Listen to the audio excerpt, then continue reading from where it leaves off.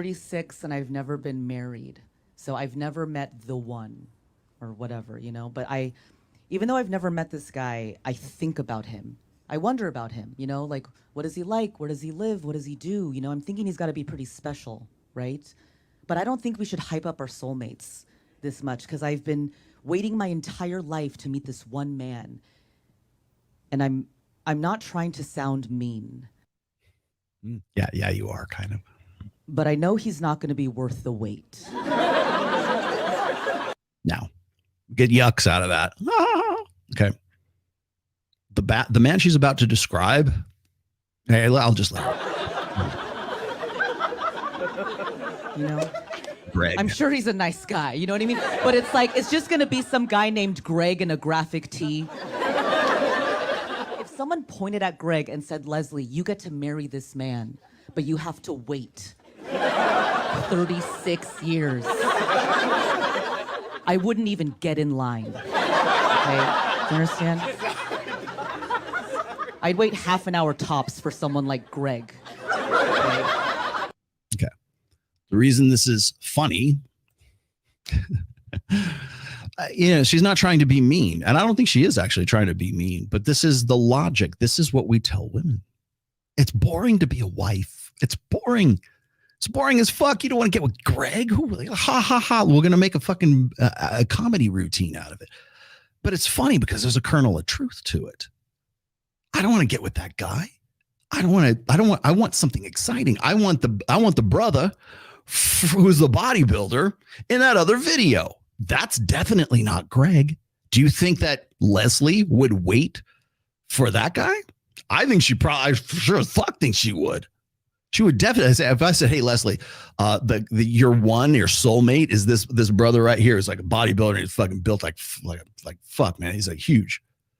And he's on top of his game. He's good with kids. He's he's sexy, funny. He wants to be remembered for, being determined and being a positive force in the universe.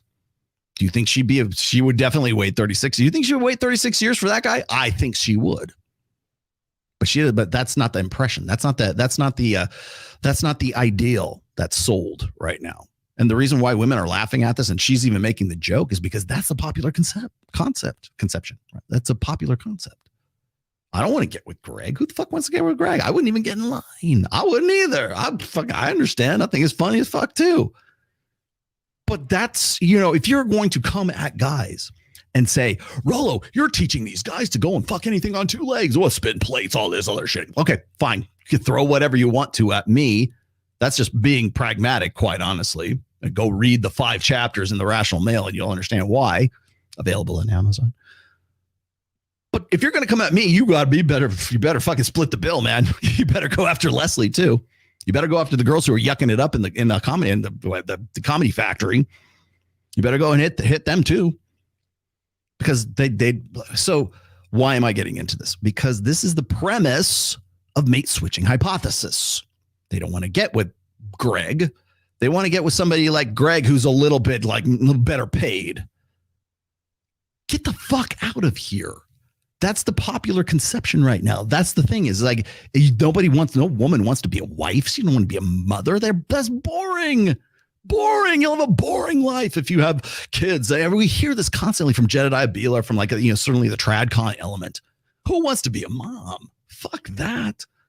I'm doing OnlyFans. I don't want to get with Greg. I wouldn't even get in line. Ha ha ha ha. Cue laugh track. So you come at me all you want. I'll be happy to explain all day what the red pill's really about and the praxeology of the red pill. But don't come at me before you come at Leslie and that fucking mentality right there too. Because that's you want to know what the response is. You want to know why guys are like, you know what, this is that's not red pill. She's not. You go ask Leslie, whatever the fuck her name is. Ask her, hey, are you red pill? She'd be like, get the fuck out of here with that shit. She didn't care, but that's, you guys are going to make those comparisons, and you better go talk to Leslie. You better go straighten her out. Greg's a great guy. Fuck, even Sheryl Sandberg from her infamous, where is it? In fact, I think I have it right here. Here's Sheryl Sandberg. When looking for a life partner, my advice to women is date all of them. The bad boys, the cool boys, the commitment phobic boys, the crazy boys, but do not marry them. There you go. The things that make the bad boys sexy do not make them good husbands. When it comes to time to settle down, find someone who wants an equal partner. Someone who thinks women should be smart, opinionated, and ambitious. You mean like a man? Someone who values fairness and expects, or even better, wants to do his share in the home. So a guy who would make a good wife. These men exist, and trust me, over time, nothing is sexier. You guys believe that?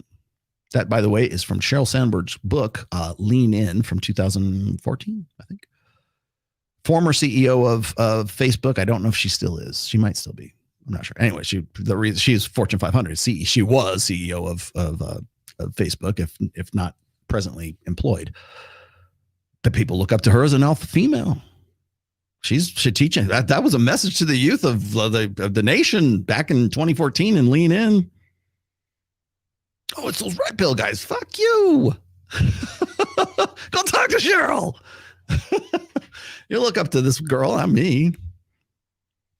But again, this whole, by the way, I use this as the premise for open hypergamy, right? That's hypergamy in a nutshell. What is it? When looking for life, my advice is to women is date all of them. The bad boys, the cool boys, the commitment phobic boys, the crazy boys, but do not marry them. Well, that shouldn't be a problem because you can't lock those guys down anyways in the long term. The beast doesn't want to get locked down. The beast just wants to fuck. Well, that's fine. Date them all. Have fun. Enjoy sow your wild oats, ladies, such as it is. That's the advice from an alpha female, Fortune 500, one of the, I don't know if she's in the top 10, but like certainly one of the more wealthy women in planet Earth. Influential in that sense. Alpha female, her. She even describes herself as being an alpha female. So that's hypergamy in a nutshell. But don't marry those guys. This is it. Like I said, I use this for open hypergamy. But don't marry them. The things that make them bad boys sexy do not make them good husbands. Yeah. Alpha fucks. Beta bucks. Got it? Even Sheryl Sandberg, the high priestess of fucking wokeism, Facebook wokes, whatever the fuck it is, agrees with the red pill. For fuck's sake, you damn near wrote the book on fucking hypergamy. I just work here, man. That's all I do. Man, well, sometimes you don't get no holes, man. She's the one who brings this up. It's in her book. It was after mine. It was published just after mine. That was 2013. I believe Lean In was 2014. It might have been later. I don't know. Anyways, long story short, she's essentially revealing the game. That's the game. Date all of them. The bad boys, the cool boys, the commitment phobic boys. Basically, fuck the bad boys, fuck the cool boys, fuck the commitment phobic boys, and the crazy boys. But do not marry them. The things that make the bad boys sexy, well, I guess we've admitted that they're sexy enough to want to date them, does not make them good husbands, meaning you're looking for a different guy to be your husband. Well, yeah, you can sort of convince, anything can become normal, right? You can convince yourself that nothing is sexier, especially if you don't have those options to fuck the commitment phobic boys, the sexy, the bad boys, the crazy boys anymore. You can lock them down. Right? Thank you for this. This just in, Cheryl's billionaire Sheryl Sandberg has unloaded more than 90% of her Facebook stock. Okay. Thank you for that special report there, Sam Botto.